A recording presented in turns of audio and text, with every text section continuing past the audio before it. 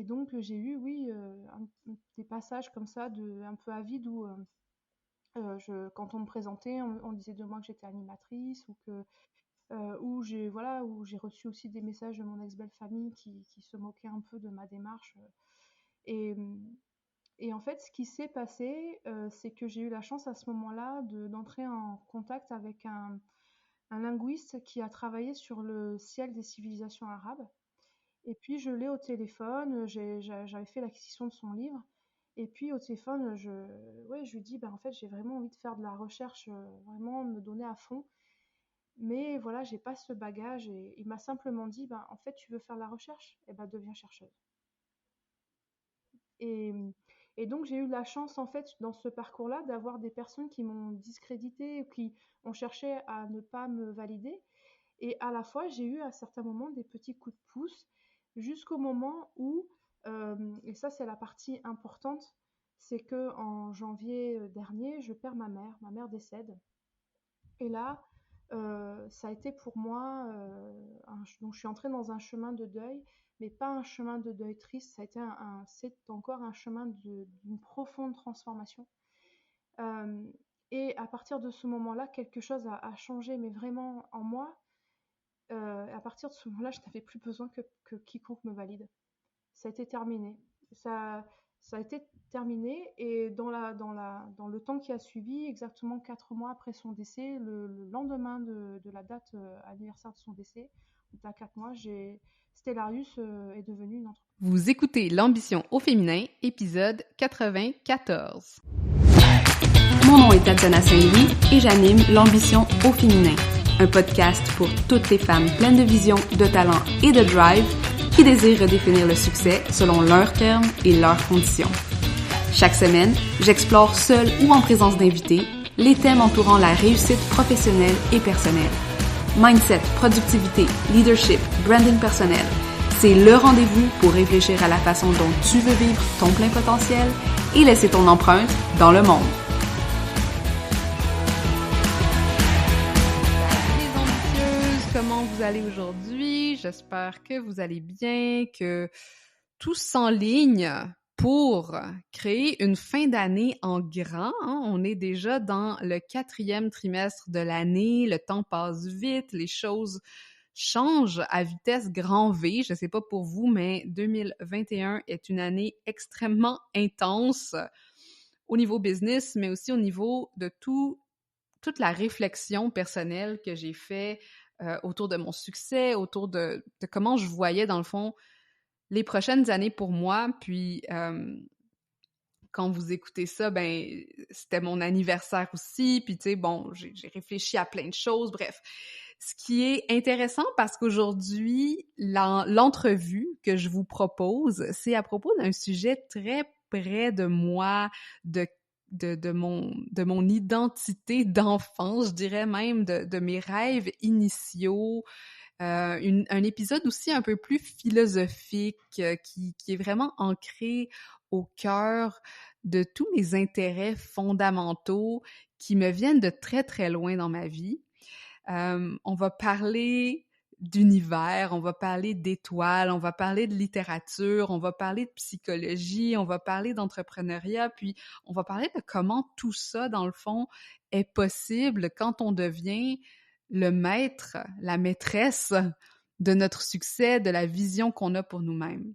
Alors, pour parler tu sais, pour venir sur le podcast aujourd'hui, j'ai invité Mélissa Abbès, qui a 35 ans et qui est chercheuse indépendante en astronomie et en sciences humaines. Et je l'avais rencontrée lors de l'événement, le Festival Web de la création de contenu, parce que justement, j'avais trouvé ça hyper intéressant, son projet d'observatoire astronomique itinérant qu'elle a appelé Stellarius et qui existe depuis 2018. Et ça m'a tout à fait fascinée de voir quelqu'un qui avait suivi cette voie de la recherche indépendante, qui était rentré pleinement dans cette passion qu'est l'astronomie, parce que ce que je vous ai pas encore dit, c'est que quand j'étais petite, je rêvais, c'était ma profession, rêver, d'être astronome, de passer mes journées à rechercher le fond du ciel pour en découvrir les fondement de notre existence, de quoi on était créé, l'immensité de l'univers. Bref, j'étais un enfant très très rêveur, disons. Alors, quand j'ai vu que Mélissa avait fondé un observatoire et qu'elle avait dédié un peu sa vie professionnelle, du moins, à cette recherche de l'immensité, cette recherche de notre place dans l'univers, ça m'a intéressée d'aller voir, mais comment elle fait pour en vivre? Comment elle en est arrivée à cette réalisation que c'était ça l'œuvre qu'elle voulait créer, là, maintenant, dans sa vie? Alors, l'Observatoire est aujourd'hui une entreprise à part entière. Mélissa, elle vit dans le sud-est de la France, pour me donner un peu de contexte, avec son fils et son compagnon, qui lui aussi est entrepreneur. Elle se destinait pas à la recherche. Et ça, c'est un autre élément super important parce que, encore une fois, si vous connaissez un peu mon histoire, moi, j'ai arrêté mes études après la maîtrise alors que je me destinais au doctorat, à une vie d'académicienne, au professorat universitaire. Et de voir quelqu'un qui a décidé justement de devenir chercheur indépendant, pour moi, c'était comme wow, c'est comme mon rêve, c'est comme mon rêve devenu réalité dans cette personne qui sait bon. Alors, elle se destinait pas à la recherche ni à l'astronomie et elle ne pensait surtout pas qu'il était possible de vivre de ses passions. Donc, son histoire, elle dit qu'elle ressemble à celle des héros de contes, ceux qui traversent des forêts peuplées de créatures étranges et de rencontres étonnantes et qui, à la fin, parviennent à gouverner leur propre univers. Stellarius, c'est la synthèse de plusieurs de ses passions et centres d'intérêt et aussi sa réponse à une difficulté à trouver sa place et à exprimer son plein potentiel. Et puis quand, tu sais, j'ai tellement de sentiments quand je lis ça parce que justement, trouver sa place, sentir sa place, puis pour moi, l'astronomie, ça fait toujours été ça, c'était comme, quelle est ma place dans l'univers, quelle est ma place dans le monde, comment est-ce que je peux être quelqu'un alors que je suis si petite? Comment est-ce que mon existence peut avoir un sens alors que cette immensité autour de nous n'a aucune conscience qu'on existe? Bref, vous allez voir, genre, ça va être une conversation quand même philosophique, mais dans laquelle on parle aussi de ces conseils qu'on reçoit en entrepreneuriat, de comment la vie nous amène à créer nos propres versions du succès. Et ce qui est intéressant aussi avec le projet de Mélissa, c'est qu'aujourd'hui, sa mission, c'est de partager et faire connaître l'astronomie autrement, donc de briser un peu les codes autour de cette discipline. Et ce qu'elle fait, c'est des rencontres riches et palpitantes entre la science et l'anthropologie, saupoudrées de mythes, de contes et de légendes. Tous mes intérêts à une seule place. Et vous allez voir comment j'ai eu du plaisir à parler avec Mélissa parce qu'on connectait à un certain niveau quand même assez profond où c'était la conjonction de tous ces intérêts, ces influences et aussi probablement ce qui nous a menés à devenir toutes les deux entrepreneurs. Alors, sur ce, je vous souhaite une excellente écoute et si vous étiez du genre rêveur, si vous étiez du genre à vous poser des grandes questions, vous aussi, quand vous étiez enfant, faites-moi un shout-out sur LinkedIn ou Instagram parce que je pense qu'on est fait pour se parler. Alors, je vous souhaite une excellente écoute et on se dit à la prochaine. Bonjour Mélissa, comment vas-tu? Bienvenue sur l'ambition au féminin. Je suis contente de te recevoir aujourd'hui. Merci, je suis très contente aussi de pouvoir enfin échanger avec toi. Oui, t'as eu un été chargé professionnellement et peut-être personnellement aussi. Donc, on a finalement trouvé un temps pour avoir cette belle conversation que je suis sûre qu'on va avoir aujourd'hui. Exactement, j'ai hâte. Alors, j'aime ça toujours commencer avec une petite question brise-glace, puis je pense que ça va être hyper pertinent avec la conversation qu'on va avoir. C'est, toi, quand tu étais petite, c'était quoi ton rêve? Qu'est-ce que tu voulais devenir? Je voulais devenir écrivain. Wow. Donc, vraiment, la chose qui n'a rien à voir avec ce que je fais aujourd'hui, quoique j'écris beaucoup pour l'Observatoire. Mais oui, je voulais être écrivain. Qu'est-ce qui t'attirait dans ça? Je pense que j'ai un rapport au monde sensible et j'ai une façon de le voir avec une certaine poésie et je crois que j'avais envie de pouvoir le partager. Ce que j'essaie de faire d'ailleurs sur les réseaux sociaux, de partager un peu voilà, cette vision du monde. Et puis finalement, en cours de route, avec un parcours un peu atypique, je me suis aperçue qu'il y avait d'autres moyens de pouvoir partager mon univers, en fait. Mm-hmm. Et le mot univers est tout aussi important ici, Oui, l'univers et la poésie. exactement. Exactement. Super. Tout à Ben, fait. parlant de ce parcours-là atypique, peux-tu nous en parler un petit peu? Puis comment est-ce que l'astronomie, ça s'est manifesté comme passion dans ta vie à travers tout ça? Alors, comme parcours atypique, j'ai eu la chance après mon bac de pouvoir aller à l'université. J'ai étudié la littérature, la musique et le théâtre. Et puis, j'ai eu la chance par la suite d'étudier l'archéologie, l'histoire de l'art et la théologie. Wow. Et, mais dans ce parcours-là, malheureusement, il y a une péripétie, c'est-à-dire que ma mère est tombée gravement malade et je suis devenue, malgré moi, ce qu'on appelle aidante familiale. Mm-hmm. Et j'ai arrêté donc mes études en cours de route pour pouvoir m'occuper de ma mère.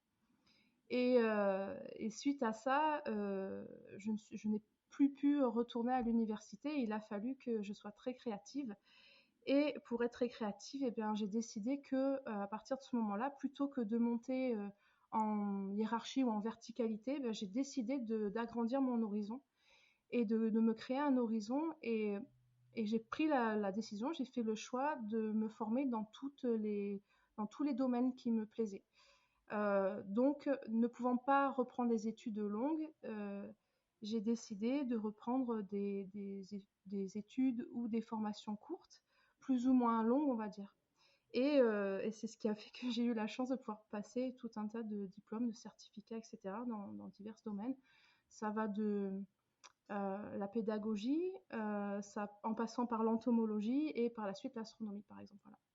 Wow! Donc, t'es vraiment ce qu'on appelle une multipotentielle, multipassionnée. Oui, Toi, t'es quelqu'un qui s'intéresse, t'as une grande curiosité dans le fond du monde, selon ce que je oui, comprends. oui, exactement. Et ce faisant, sur ce chemin-là,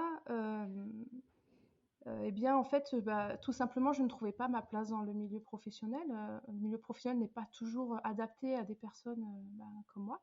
Mhm. Et il a fallu que je réfléchisse à nouveau, il a fallu être créative. Et donc, à nouveau, chemin faisant, est arrivée cette idée de pouvoir créer un projet qui serait à ma mesure. Voilà. Mhm. Puis l'astronomie, est-ce que c'est quelque chose qui a toujours fait partie de ta vie ou c'est arrivé comme ça un peu par hasard? Alors au début, non, quand j'étais plus jeune, enfin j'aimais regarder les étoiles, hein, je veux dire, qui n'aime pas regarder les étoiles de temps à autre.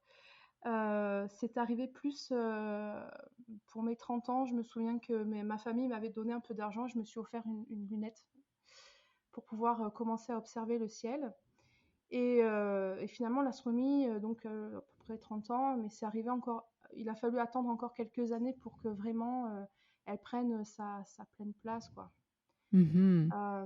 Donc il s'est passé d'autres choses voilà, dans ma vie. Entre-temps, ben, voilà, j'ai vécu aussi un divorce. J'ai été mère au foyer, j'ai fait plein de petits boulots. Enfin, il y a eu tout un tas de péripéties, comme une aventure. Voilà, et à un moment donné, j'ai senti qu'il y avait du potentiel dans l'astronomie et qu'il y avait quelque chose à aller chercher là. Et à l'origine du projet, je voulais créer une école d'astronomie pour pouvoir faire coïncider ma passion pour la pédagogie, entre Mhm. autres, qui m'a vraiment passionnée pendant 10 ans, hein, et l'astronomie. Et puis, bah, il se trouve que en France, on a un organisme en fait par le biais duquel il faut passer pour pouvoir créer les écoles d'astronomie, qui à ce moment-là m'a dit bah non, en fait, ce sera pas possible, on ne te connaît pas suffisamment, tu n'as pas suffisamment de background, donc c'est pas possible. Et il a fallu à nouveau que je sois très créative. Wow. Puis qu'est-ce que tu as fait à ce moment-là? En fait, comme on me refusait la création d'une école d'astronomie, j'ai créé un observatoire. Mhm. Voilà, Observatoire et pôle de recherche. Et c'est ça, parle-nous un exactement. petit peu de... Parce que dans le fond, moi, ce que je trouve super intéressant dans ton histoire, c'est tout ce qui t'attirait, on dirait, c'était des choses qui sont pas traditionnellement valorisées comme des trucs qui font de l'argent, entre guillemets. Tu sais, c'est pas Oui, des métiers dans lesquels les gens disent « Oh my God, t'as tellement un gros avenir financier » ou oui, des mais choses c'est comme ça. Fait que exactement ça. Ça prenait quand même un certain courage de suivre cette voie. Donc, avant que tu nous parles un peu de ton projet, je voulais juste savoir ta relation avec cette vision et cette pression peut-être de te caser dans quelque chose qui était lucratif. Est-ce que ça t'a déjà empêché de poursuivre tes passions ou au contraire, tu avais vraiment une vision que c'était pas si important que ça dans ton univers, justement? Alors, j'ai eu la chance d'être éduquée par des parents qui, de ce côté-là, ont été très, comment je pourrais dire, très encourageants et qui ne m'ont jamais mis la pression. C'est-à-dire que si demain je décide d'ouvrir un camion de pizza, une crêperie ou autre, alors ma mère n'est plus là aujourd'hui, mais mon père en tout cas, et ma mère quand elle était encore avec nous, m'aurait soutenue, me soutiendrait à 100%.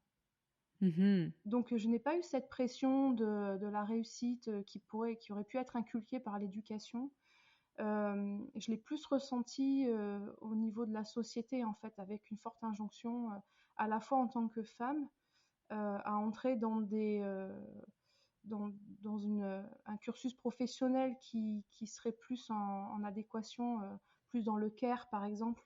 Mm. Et alors que moi, je voulais vraiment partir dans un chemin qui n'était pas forcément celui du care, mais plus celui d'un métier intellectuel, de recherche, de scientifique, voilà, qui englobait un peu tout ça. Donc là, j'ai plus ressenti, oui, la pression de la part de la société et pas du tout de la part de ma famille. Et je crois que la force, elle réside dans ça. Mhm. Que on m'a laissé libre en fait, dans le contexte familial, de vraiment me réaliser comme je l'entendais. Mhm.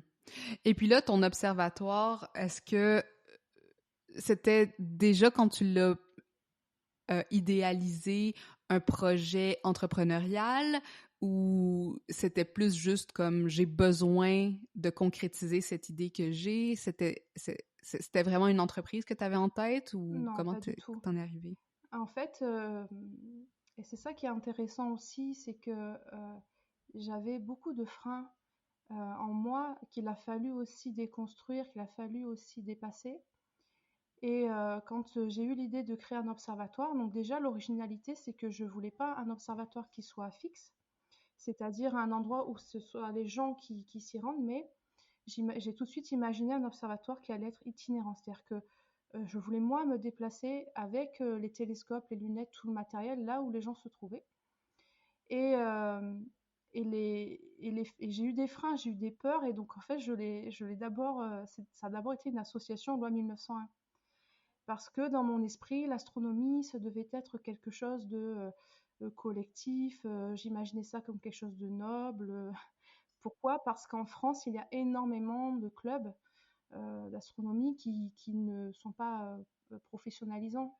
Ils n'emploient pas ou rarement des personnes en tant que salariés, ou c'est souvent des bénévoles. Et donc j'étais imbibée en fait par cette culture-là du point de vue de l'astronomie. Et donc pour moi, je suis entrée dans ce moule-là. Je me suis dit bah oui, j'aurais plus de chances de réussir si je fais comme tout le monde. Et en fait, c'est la grande erreur.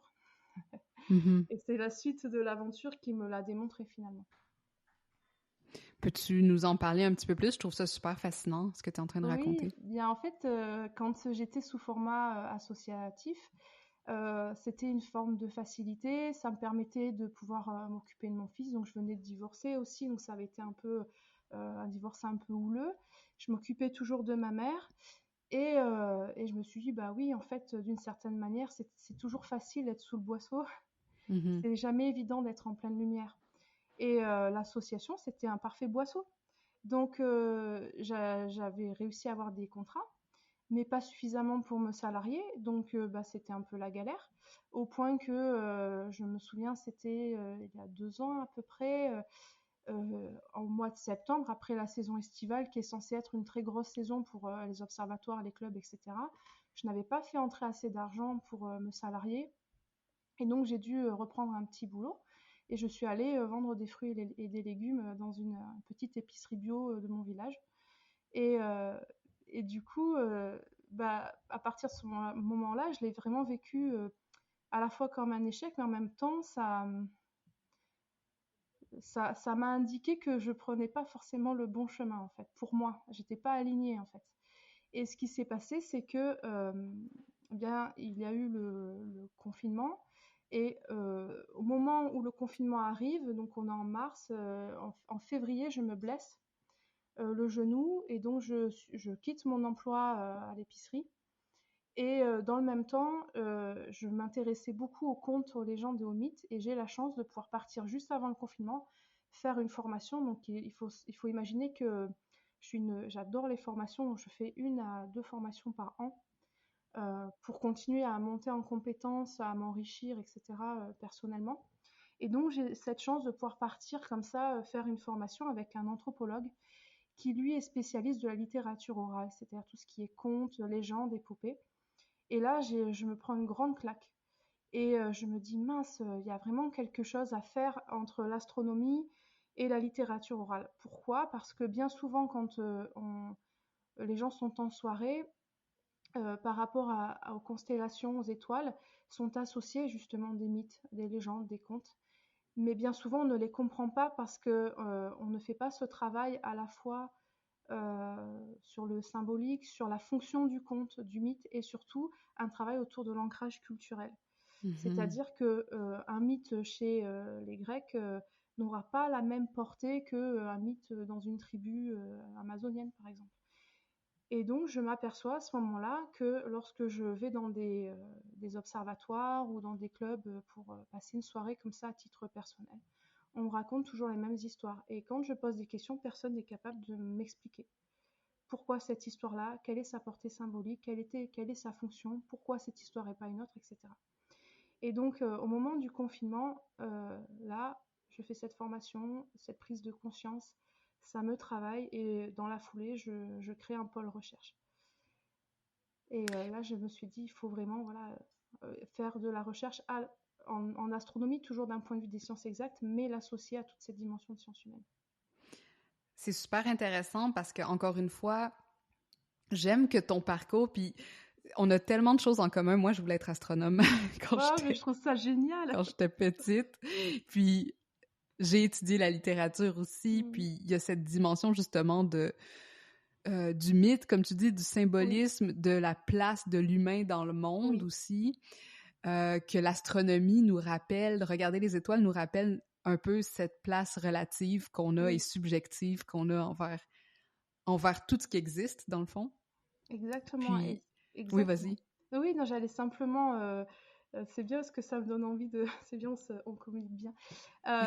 En fait, pour moi, oui, c'est l'astronomie, avant d'être une science exacte, c'est-à-dire avant de pouvoir expliquer des phénomènes physiques, etc., c'est d'abord pour moi une expérience de science humaine, en fait, qui nous ramène à nous en tant qu'humains, qui pose des questions. Et donc, je trouvais que c'était très enrichissant et intéressant de prendre cette voie-là, d'autant plus que je me suis aperçue que personne n'avait eu envie de la prendre.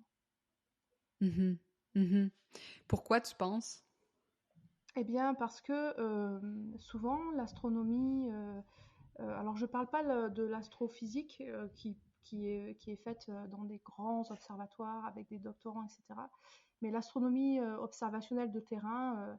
ce sont souvent des personnes, beaucoup d'hommes, pas tellement de femmes pour le moment, mais j'espère que ça va s'inverser. C'est très lié à la technique. Et quelque part, la technique, eh bien, c'est bien, il en faut, mais il y a peut-être quelque chose qui aseptise et qui nous coupe un peu aussi d'une expérience sensorielle et humaine. Et ça, je le vois en soirée quand les gens viennent à l'observatoire. Donc, je propose plusieurs dates. Soit je me déplace, soit on me met à disposition. J'ai des partenariats pour des terrains. Et quand on propose des soirées et qu'au cours de la soirée, je raconte des histoires, parce que j'aime conter, je raconte des histoires, je partage des histoires comme on le faisait dans la tradition orale du milieu rural, comme quand on le faisait au temps des veillées. Et je raconte des histoires et je raconte aussi des anecdotes, je joue d'un petit instrument de musique, etc. Et en même temps, je déploie toute la dimension des sciences exactes. Et quand, par exemple, je parle de la Grande Ourse, pour moi, la Grande Ourse, ce n'est pas juste une constellation. C'est à la fois, donc c'est le petit scoop pour ceux qui nous écoutent, la Grande Ourse, c'est à la fois d'un point de vue des sciences exactes un courant d'étoiles. ce sont des étoiles qui sont nées dans la même nébuleuse il y a 500 millions d'années et qui, au cours du temps, se sont dispersées et sont en train de se dire au revoir. Mais c'est aussi, d'un point de vue des sciences humaines, un concentré, une cristallisation de notre relation à l'ours, notamment en Occident. On retrouve énormément de fêtes de l'ours, de cultes de l'ours, des contes autour de l'ours, parce que l'ours a une place très importante au cours du temps. Et la grande ourse, c'est à la fois cette partie de sciences exactes, mais aussi c'est cette dimension de sciences humaines. Et l'idée, c'est que lors des soirées, au travers du travail que je mène pour l'Observatoire Stellarius, c'est de réconcilier ça et d'offrir ça à nouveau aux gens, en fait. Mhm. Voilà. Mhm. C'est magnifique.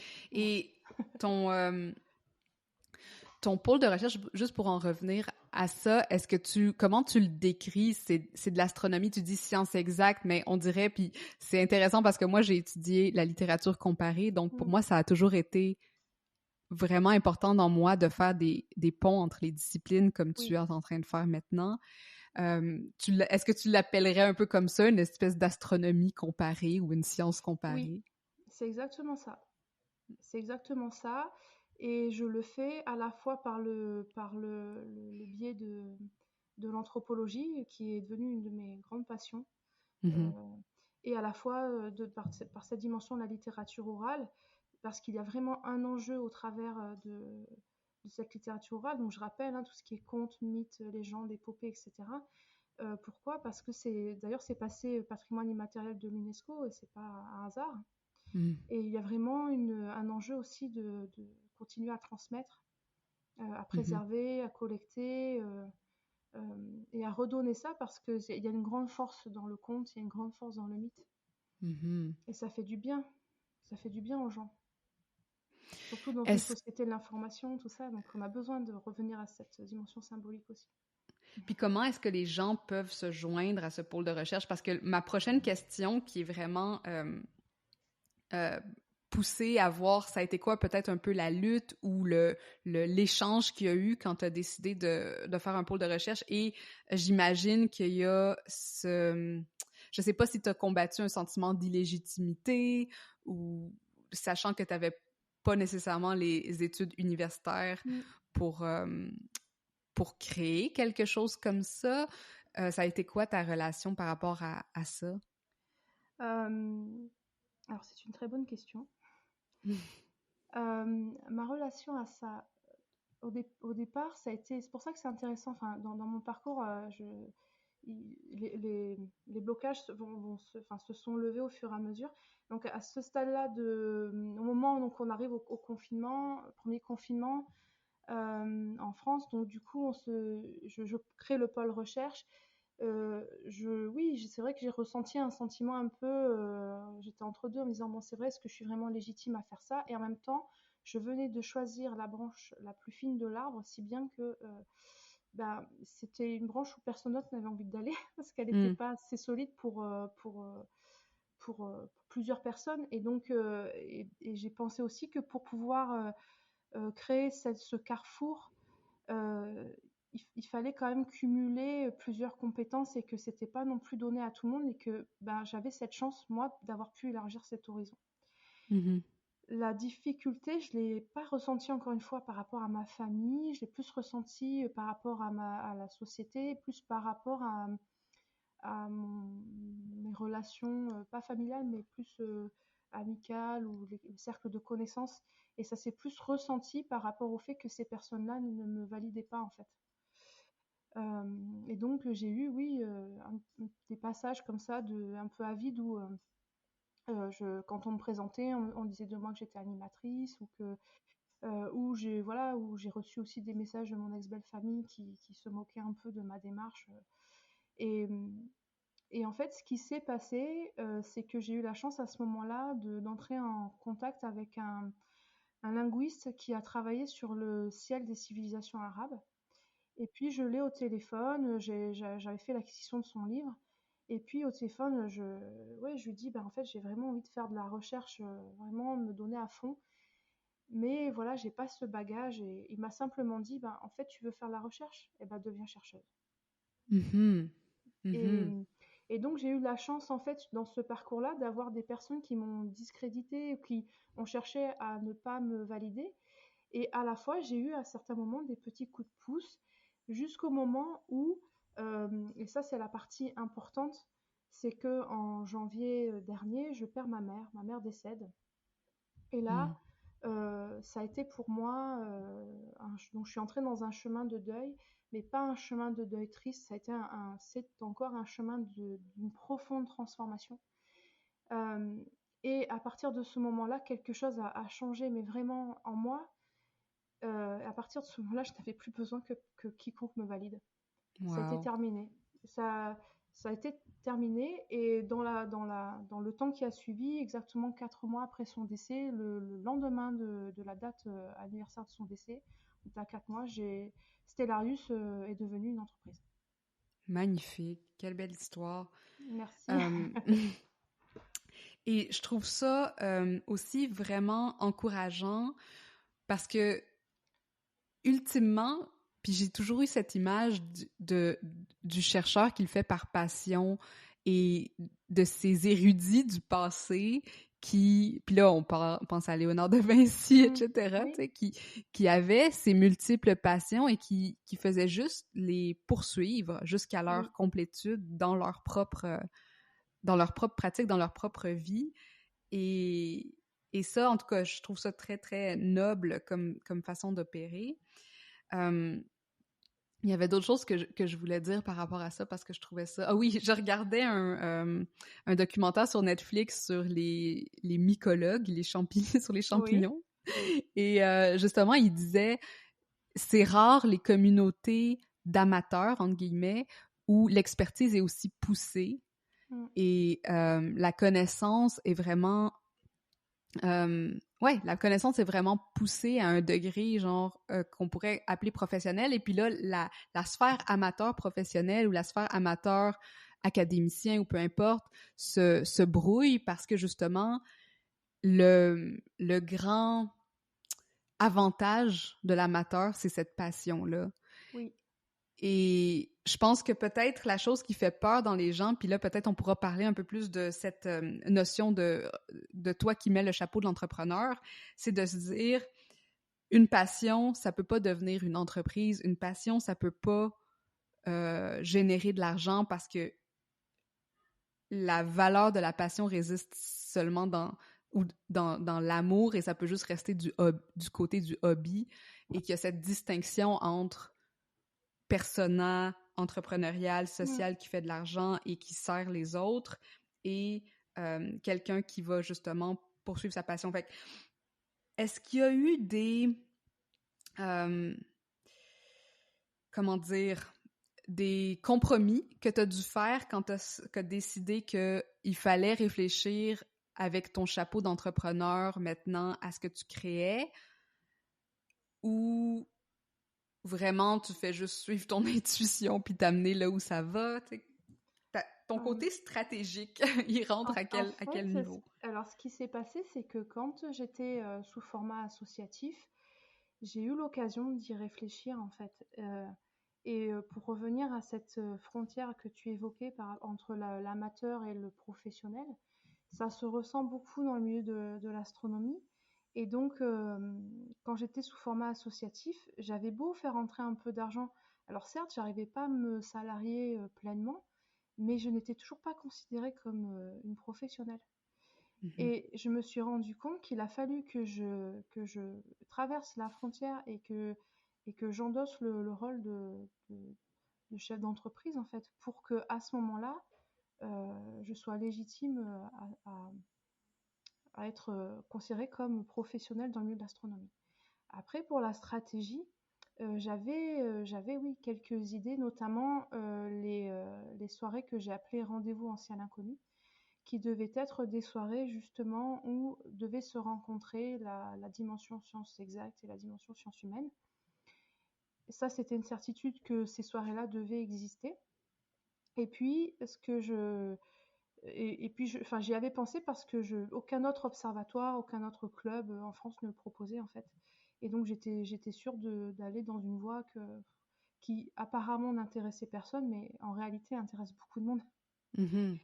Et ce qui s'est passé, c'est que finalement, sous format entreprise, ça fait pas très, très longtemps, ça fait quelques mois seulement. Et ça a bien fonctionné. Donc ces soirées-là ont bien fonctionné. Et au niveau stratégique, c'est maintenant que ça intervient, si tu veux. Là, je suis en train de préparer la rentrée et la suite.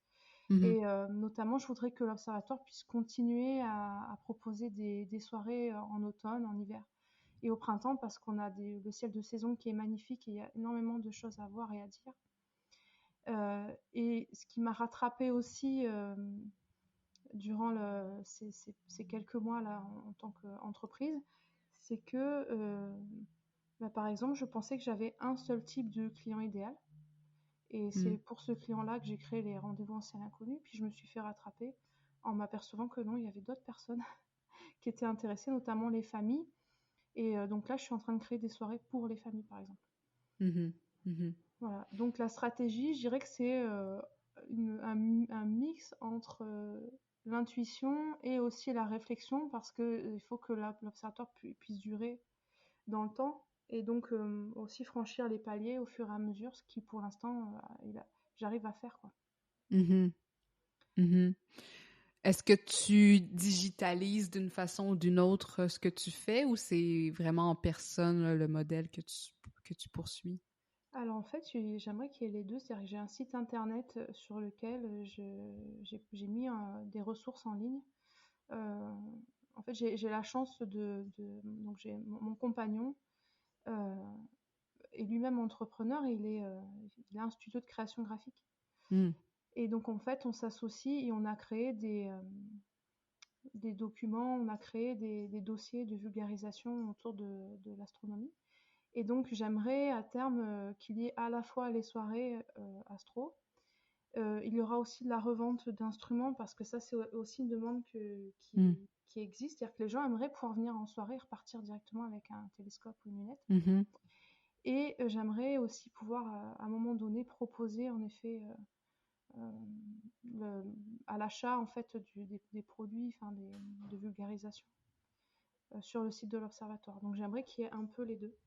Mhm. Et Mhm. pourquoi pas de la formation, soit en ligne, soit en présentiel. Donc plusieurs opportunités qui sont quand Oui. même qui s'offrent à toi parce que tu as Mm. vu en plus en tant que puis je m'excuse si j'utilise ce terme-là mais c'est juste que je le trouve tellement intéressant euh, quand tu étais dans ton format plus associatif où c'était vraiment encore une fois la vision de l'amateur Mm. tu as pu aussi être sur le terrain avec les gens qui sont Oui, vraiment intéressés par ça puis je pense que oui, ça vaut de l'or quand on lance une entreprise. exactement. C'est-à-dire que quand je suis passée en format entreprise, je l'ai fait aussi motivée par la dynamique du deuil que je vivais et qui pour moi devait être un chemin de transformation et qui ne devait pas être le lieu d'une tristesse infinie, mais aussi le lieu d'un renouveau. Mhm. Je voulais que la mort de ma mère me redonne un peu naissance d'une certaine manière aussi, qu'elle me féconde, qu'elle féconde aussi mes idées, mon ancrage, et, euh, et donc en fait, quand je suis passée en format entreprise, en effet, j'avais l'expérience quand même de quelques années sur le terrain en format associatif. Mhm. Mhm. Mm. Est-ce que tu aurais peut-être des conseils à quelqu'un qui, justement, sent qu'elle a peut-être soit pas qu'elle elle est très, très, très intéressée, très impliquée dans quelque chose qu'elle considère peut-être comme un hobby ou comme quelque chose d'amateur, puis qu'elle sent pas qu'elle a la légitimité Mm. de se mettre de l'avant. Euh, Qu'est-ce que tu pourrais leur dire peut-être pour dépasser cet inconfort ou cette peur? Euh, alors j'ai une histoire à Cool, raconter. j'adore. C'est un conte qui est raconté par un super conteur qui s'appelle Henri Gougaud. Alors c'est lui qui, enfin cette histoire existe déjà, mais c'est vrai qu'il la raconte magnifiquement. Et en fait c'est l'histoire d'un homme qui vit dans le ghetto de Prague. Et cet homme vraiment il a fait une rencontre très très personnelle avec les histoires parce que ces histoires-là lui donnent à voir le monde d'une certaine façon. Et il se dit mais qu'est-ce que je pourrais faire en fait pour changer le monde? eh bien, je vais raconter des histoires. Alors, il s'en va sur la place du ghetto de Prague et puis il se met à raconter des histoires. Bon, franchement, on ne peut pas dire que ça marche bien pour lui parce que, bon, il y a quasiment personne qui l'écoute, mais il tient bon et tous les jours, il revient sur cette place et tous les jours, il raconte des histoires. Si bien que le temps passe et un jour, un enfant vient sur cette place, entend cet homme qui raconte des histoires et il demande aux anciens, mais qui est-il? Pourquoi raconte-t-il des histoires? Oh, c'est rien, disent les anciens, ce n'est que quelqu'un qui parle au vent. Bon, il voulait changer le monde en racontant des histoires, mais bon, voilà. Alors l'enfant s'en va trouver cet homme et il lui dit, mais pourquoi continues-tu à raconter des histoires? Tu vois bien que le monde autour de toi ne change pas. C'est vrai, lui dit l'homme, c'est vrai. C'est vrai qu'au départ, si j'ai voulu raconter des histoires, c'était pour changer le monde. Mais maintenant, si je raconte des histoires, et si je vais raconter des histoires jusqu'à ma mort, ce n'est pas pour changer le monde. C'est pour que le monde, lui, ne me change pas. Et je crois que si on décide de faire de sa passion un métier, plus qu'un hobby, c'est aussi pour que le monde ne nous change pas. Pas uniquement pour avoir un impact sur lui, mais aussi pour que ce monde tel qu'il est ne nous modifie pas pleinement. Wow.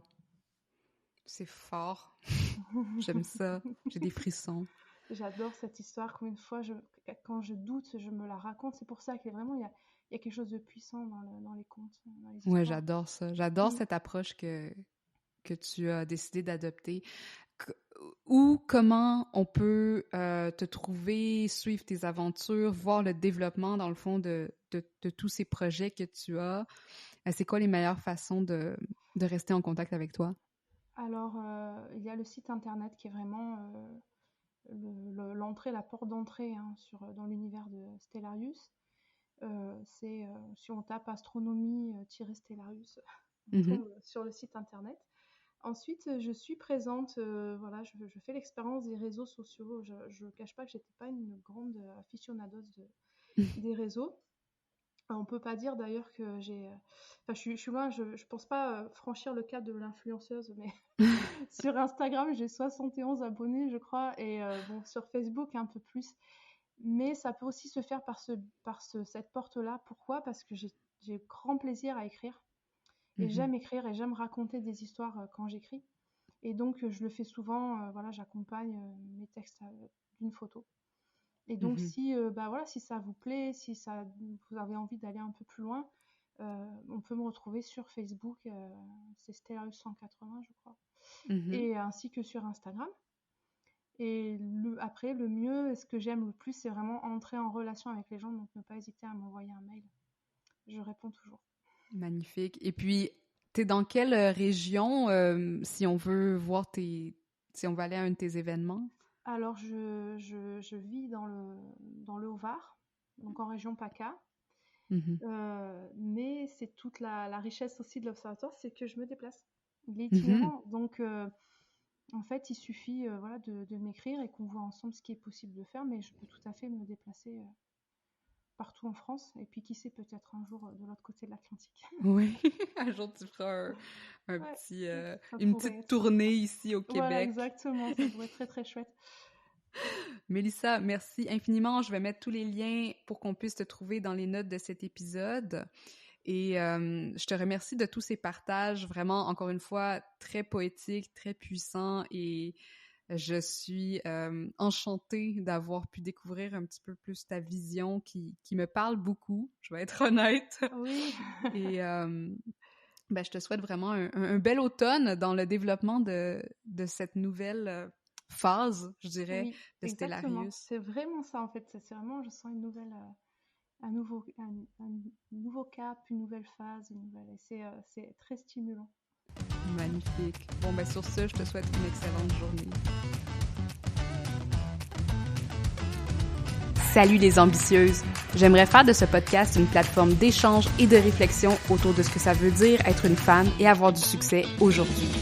Si tu connais une femme dont le parcours inspirant aurait intérêt à être partagé, ou si toi-même pourrais nous outiller grâce à ton expertise ou ton expérience, rends-toi sur mtamarque.com/invité pour m'envoyer les détails.